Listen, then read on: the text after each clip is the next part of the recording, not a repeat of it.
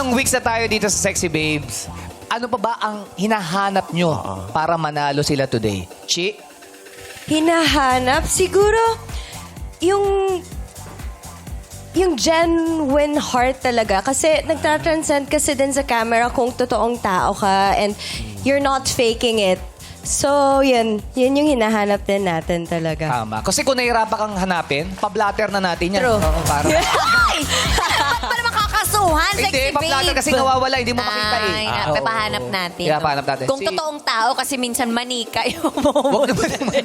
Hindi daw genuine. Oo, Jack, ikaw. Ako, love. Ay, ano ba? Hindi, ibig sabihin yung lovely personality.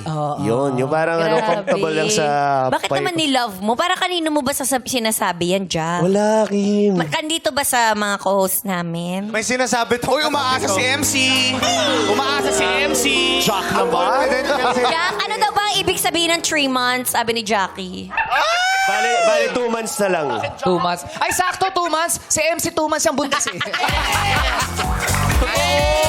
Kusog lang, kusog. Ako i-announce ko sana mamaya. Sorry, napula naman. Naunahan mo! Sorry na pre-empt ko. Hard reveal niya eh. Napula! Eh, si Chelsea. Ako, syempre, parang as a beauty queen na din, gusto ko nakikita ko sa stage yung they're having fun. Yung hindi sila masyadong tense. Carefree. Oo, carefree lang sila. Yes. They're just being themselves. Ayan.